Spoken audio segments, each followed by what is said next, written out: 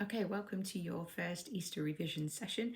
Hopefully you got the research methods worksheet I put up. It's 2 pages, it's one item and then you just work your way through that. So you got a bit of hypotheses, counterbalancing and so on. If you're not sure about any terms, then look them up to help with your revision. And if you're still not 100% sure, just ping me a question via email. Don't put it on Shobi because it won't ping me to say you put that up there.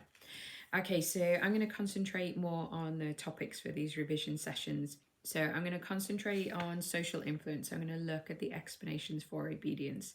So one good tip to help with your revision would be to now just pause the video before I start talking, have a quick go at splatting everything you know about explanations for obedience.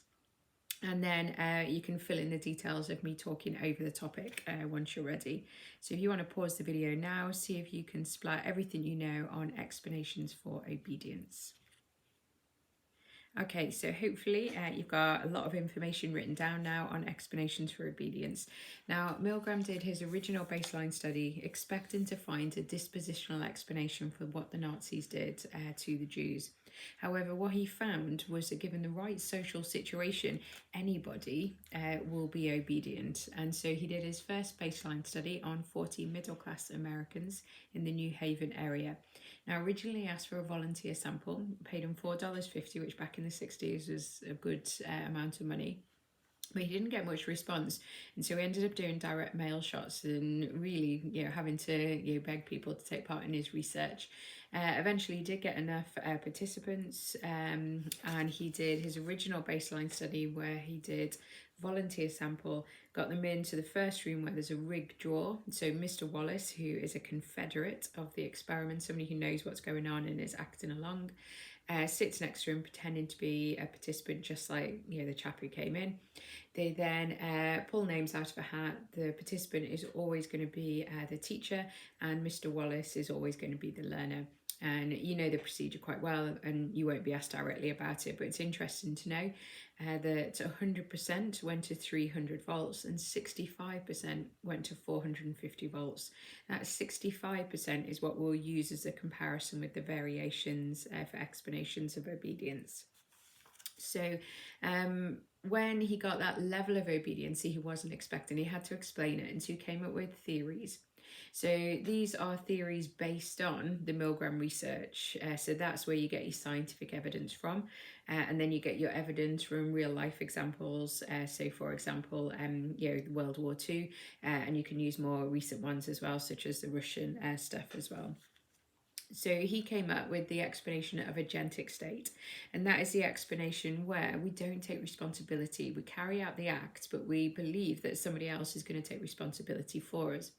We get that belief from moving from the autonomous state into an agentic state because of a binding factor. Now, the binding factor is that you're part of that group. You wear the same uniform, you have the same beliefs. And so when they escalate what they want you to do, leading the Jews into the gas chambers to their death, then you don't question it because you're binded to that organization. And so therefore you act in an agentic state. I'm part of this group. Somebody who is the leader giving me instruction in this group will take responsibility. And that's where the agentic state came from. Now, we've got evidence in the original baseline study of this agentic state when the experiment says, I will take responsibility for what's happening. More of the 40 male participants carried on then. You've also got evidence from Blass and Smith. They got psychology students to look at the footage of the original Milgram, and they were asked who's responsible. And they all said the person responsible was the guy in the white coat, the guy giving the instruction. So you can see that agentic state is, well, if you give an instruction and you're bounded, you've got that binding factor to belong, then that becomes you. And so you will do evil, mean things because of the social situation, those binding factors. The other explanation is legitimate authority, and it's a bit hard to separate them really because legitimate authority is uniform.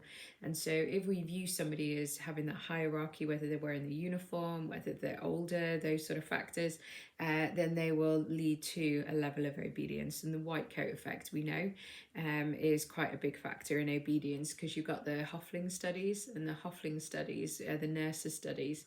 And basically what they found was nurses knowingly gave the wrong medication because they were told by somebody of higher authority, legitimate authority. The other interesting study is the Bickman study. Bickman just looked to see if people would be obedient, and it was a silly instruction. It was picking rubbish off the sidewalk in New York, and what he did was he stood there either in a uniform or layman's clothes, and basically if he was wearing everyday clothes, then people didn't obey. If he was wearing the uniform, people obeyed. And so Bickman is a really good supporting study for the theory of legitimate authority.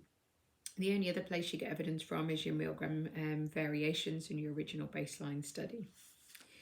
Right, so your situational variables are to do with Milgram's variations. Now, there are 3 variations that are explicitly talked about on your specification, which means you could be asked a direct question about proximity, location, and uniform of Milgram's variations. So you could be asked directly about those. So you need to roughly remember the percentages and how they decrease down. And so the location, moving it from a prestige university into a rundown office building, reduced obedience 65% to 450 to 48% to 450. So the percentages you're comparing are the 65% and the 48%. You've then got the teacher and learner in the same room. Do you need to know that one? Yeah, that one's 40%. So when you're with Mr. Wallace giving those electric shocks, it goes 40% and then down to 20% when the uniform. So that's 20% go to 450 volts. So you've got 3 percentages. You've got 48%, you've got 40%, and you've got 20%. And so you need to find a way to remember them.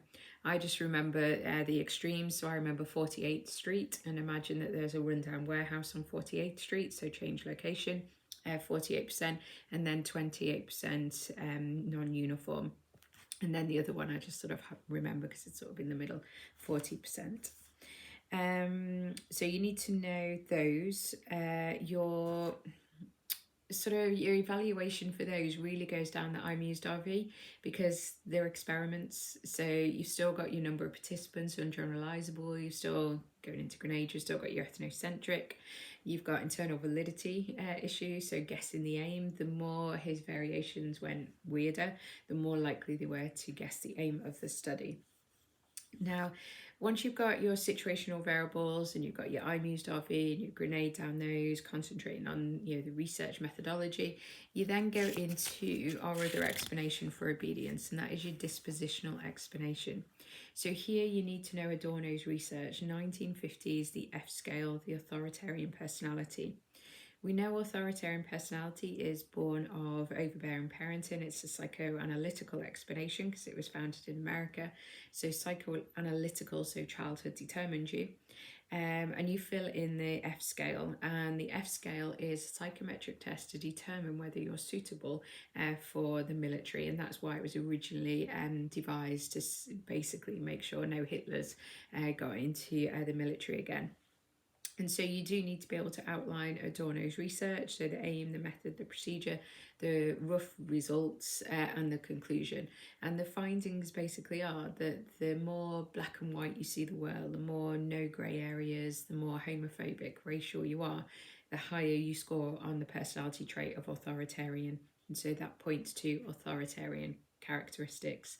Now, authoritarian personality of really strongly obey somebody who they see as a legitimate authority. So these are the people that will go that little bit further on the electric shock machine in normal everyday life to obey authority, because that's how they see the world, because that's how they were raised. And so you need to be able to understand Adorno's F scale, how it's measured, and so evaluating that, you should just go straight for the research method. It's a self-report, it's ordinal level data, it's completely westernized. Some of the, you filled in class, and some of the terms were completely American, and so there's a lot of racial bias in the filling out of the F scale. You need to know the origins as well, so that's psychoanalytical explanation. And then what you're looking for is your strengths and weaknesses. So go down the methodology, for your strengths and weaknesses, and then go down grenade. It is very male centered, this, because it was developed in the 1950s, so you can pick up beta bias. You know, they're only really measuring for males to go into the military, and so the baseline of the F scale is very male orientated, so that's another one you can pick up. So that is bullet point 1 of social influence. So what I'd like you to do now is add to your splat and then have a look through the Stretch and Challenge book and just look for questions that are directly linked for explanations of obedience and authoritarian personality. Have a go at those. If you've got any questions, then just email them across. Other than that, I will pick up bullet point 2 of social influence. We've got about 34 bullet points. That's not including research methods. So research methods is a massive bullet point on its own. So yeah, I'll try and do the videos as we go, but some of the bullet points are quite small, so I'll put them together. Okay, so any questions, give me an email. Well done for those people who've done the research methods already. And again, any questions, just message. Okay, happy holidays. Bye.